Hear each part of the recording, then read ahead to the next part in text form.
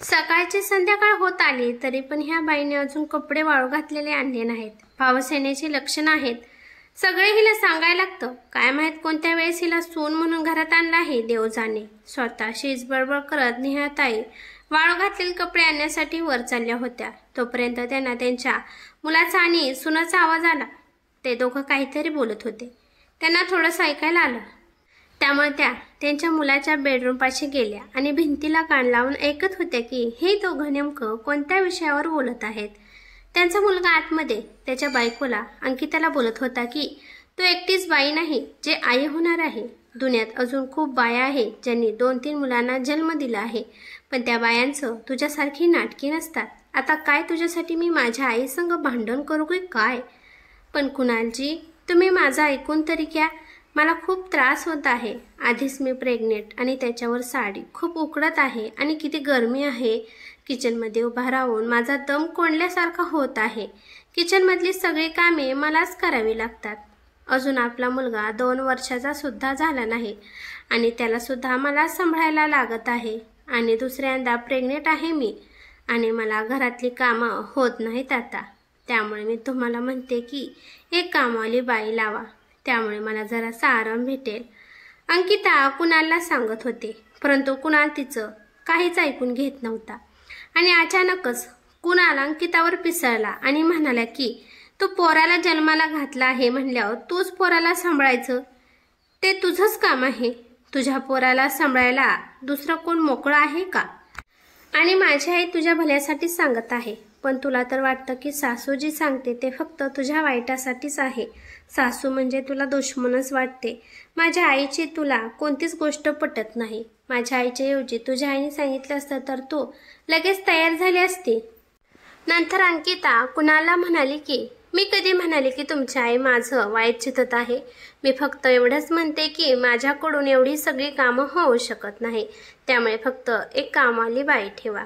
म्हणते जोपर्यंत माझी डिलिव्हरी होत नाही तोपर्यंत, नंतर तर मी आहेच की सर्व कामे करायला। झालं का तुझं बोलून? आणि तुला काय सांगितलं आहे तुला ऐकायला आलं नाही का? आई म्हणते की तू जेवढं काम करशील तेवढी तुझी नॉर्मल डिलिव्हरी होईल, म्हणून कामवाली बाई ठेवण्यासाठी काहीच गरज नाही। पण बिन काही नाही। आता मी याच्यापुढे एक शब्द सुद्धा ऐकून घेणार नाही। माझी आई जे सांगते ते गपगुणाने कर। बिनकामाचं मला बोलायला आवडत नाही।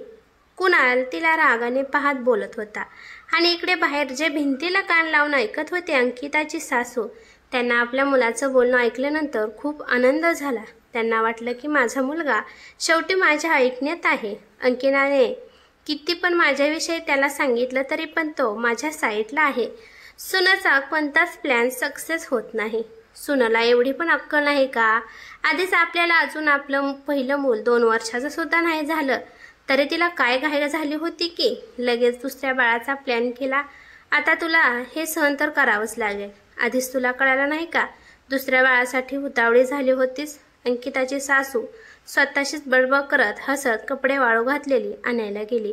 अंकिता किचनमध्ये खूप नाराज होऊन काम करत होती। खरं तर अंकिता दुसऱ्यांदा आई होणार होती। तिला 7वा महिना चालू होता। तिचा आधीचा मुलगा 2 वर्षाचा अजून झाला नव्हता। पहिल्या मुलाच्या वेळेस अंकिताची डिलिव्हरी नॉर्मल झाली नव्हती, त्यामुळे तिचं सिझर झालं होतं आणि लगेचच तिला दुसरं बाळ राहिलं। पण ह्याला जिम्मेदार फक्त सासू अंकितालाच ठरत होते। त्यांना वाटत होते की बाळ राहायचं का नाही हे फक्त सुनाच्याच हातात आहे, असं अंकिताच्या सासूचं म्हणणं होतं।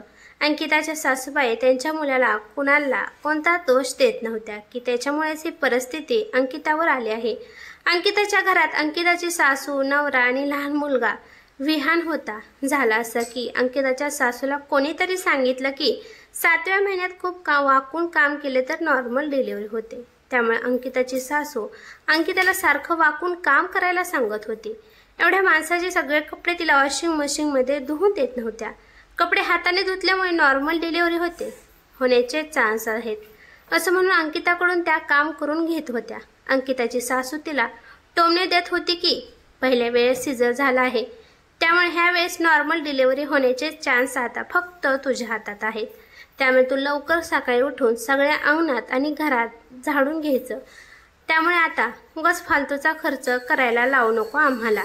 सिझरची वेळ येऊन देऊ नको। अंकिता सकाळपासून काम करत होती.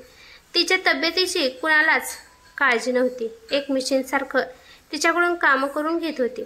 त्याने ह्या गोष्टीचा सुद्धा भान राहत नव्हतं की अंकिताच्या पोटामध्ये बाळ आहे. निदान त्या बाळाचा सुद्धा विचार करत नव्हत्या. स्वतः मात्र घरात एका सुद्धा कामाला हात लावत नव्हत्या. पहिल्या वेळेस झालेल्या सिझरचे अजून जखम भरून आली नव्हती. अजून पण तिला त्याचा त्रास होत होता. तिला कमरेचा त्रास व्हायला लागला होता. असं दिवस चालू होते. एका दिवशी अंकिताने सकाळच्या वेळी चहा बनवून आपल्या सासूसाठी चहा देण्यासाठी सासूच्या रूममध्ये गेली. मग तिची सासू तिला म्हणाली, हे बघा अंकिता, आता तुझा चहा बनवून झाला आहे तर मी काय म्हणते ते ऐक. आता लगेच नाश्ता करायला काही बसू नकोस. पहिलं तू बाथरूममध्ये मी जे कपडे, चादर, बेडशीट, ब्लँकेट ठेवले आहेत ना ते धुजा. पण आई, विहान अजून झोपला आहे. तो झोपला आहे तोपर्यंत मी पटापटा नाश्ता बनवून घेते. तो एकदा उठला तर मला कोणतंच काम करून देत नाही. पण तिची सासू तिचं काहीच ऐकायला तयार नव्हती. त्या म्हणत होत्या की पोराचा बहाणा मला दाखवू नकोस, गप गुणाने कपडे धु, नाहीतर ह्यावेळेस डिलिव्हरीला तुला मी तुझ्या माहेरी पाठवीन. आमच्यापाशी एवढा पैसा नाही की आता तुझं सिझर करायला. त्यामुळे तू काम नाही केलं तर आम्ही तुला तुझ्या माहेरी सोडून येईल. शेवटी अंकिता मनावर दगड ठेवून कपडे धुण्यासाठी बाथरूममध्ये गेली. कपडे धुताना ब्लँकेट एवढं जड होतं की तिच्या पोटात थोडं थोडं दुखायला लागलं. तिने जाऊन तिच्या सासूला सांगितलं की मला असा त्रास होत आहे. सासूबाई उलट अंकिताला शिकवायला लागले की खूप नाजूकपणाने वागू नकोस. आता तू काय लहान नाही राहिलीस, 2 मुलांची आई होणार आहे. त्या मानाने वाग जरा. पहिल्या वेळेचं ऑपरेशन झालं, त्याचंच कर्ज आहे आमच्यावर. आजकालच्या पोरींना काय झालं आहे काय माहीत. त्यांना नॉर्मल डिलिव्हरी त्रासदायक वाटत आहे. त्यामुळे त्यांना पोट फाडून बाळ काढणं सोपं जात आहे. डॉक्टरांना सुद्धा काही काम नाही, ते सुद्धा लगेच ऑपरेशन करायला सांगतात.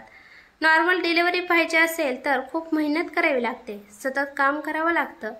मला काय सुद्धा बहाणा नको आहे. जे सांगितलं आहे ते कर.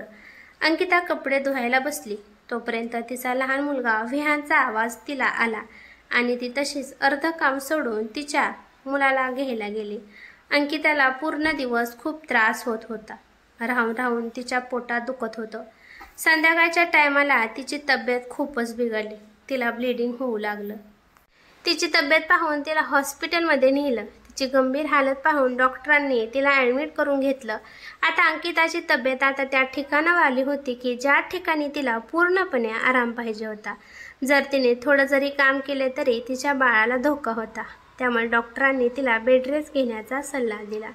जेव्हा डॉक्टरांना कळाले की मोठी कपडे धुतल्यामुळे अंकिताला त्रास झाला आहे, तेव्हा डॉक्टरांनी तिच्या सासूला आणि तिच्या नवऱ्याला खूप ऐकवलं. डॉक्टर बाहेर गेल्यानंतर अंकिताची सासूची बडबड सुरू झाली. अगं, एवढी काय तुला घाई होती की लगेच तू दुसऱ्या बाळाला जन्माला घालायला तयार झालीस? थोडंसं पण तुला दम नव्हता की काय? लगेच दुसऱ्या बाळाचं प्लॅनिंग केलं. मला तर वाटते तू काहीतरी जाणून बुजून केलं असेल, त्यामुळेच तुला आता त्रास होत आहे आणि आम्हाला टेन्शन देत आहे. माहेरला जाऊन राहिलेली बरे. आता तुझी काळजी तुझी आईच घेईल. पण हे सगळं बोलणं डॉक्टरांनी ऐकलं. ह्या गोष्टीवर अंकिता सासूला बोलण्याऐवजी डॉक्टर आले आणि त्यांना म्हणाले, हे बघा काकू, तुमच्या सुनाच्या पोटातील बाळ ते काय तिच्या माहेरवरून घेऊन आले नाही. तुम्हाला सून फक्त वंश वाढवण्यासाठी पाहिजे होते, त्यामुळे तिला सून म्हणून घेऊन आला आणि हे तुमच्या सुनेची तब्येत तुमच्यामुळेच बिघडली आहे. त्याला जिम्मेदार फक्त तुम्हीच आहात. मूल जन्माला घालायचं फक्त बाईच्या हातात नसतं, ते पुरुषाच्या पण हातात असतं. तुम्ही ह्याला फक्त तुमच्या सुनेला दोष देत आहात. तुमच्या मुलाला एका शब्दाने तरी बोलत आहात का तुम्ही? त्यानंतर अंकिताची सासू गप्प बसली. आता सगळी परिस्थिती कुणालला आणि तिच्या सासूला सांभाळावी लागली. पैसे वाचवण्यासाठी अंकिताच्या सासूने हे सगळं केलं होतं, पण झालं उलटच. अंकिताचं तर शरीर बिघडलंच, पण आता घरातील सगळं काम आता तिच्या सासूवर पडलं. आता त्या एकट्याच. त्यांचा नातू विहान, घरदार, आता सगळं काही सासूच्याच हातात होतं. त्याने आपल्या मुलाला कुणाला सांगितलं की एक कामवाली बाई ठेव, त्यामुळे मला जरा आराम भेटेल. पण त्यांच्या मुलाने स्पष्ट नकार दिला.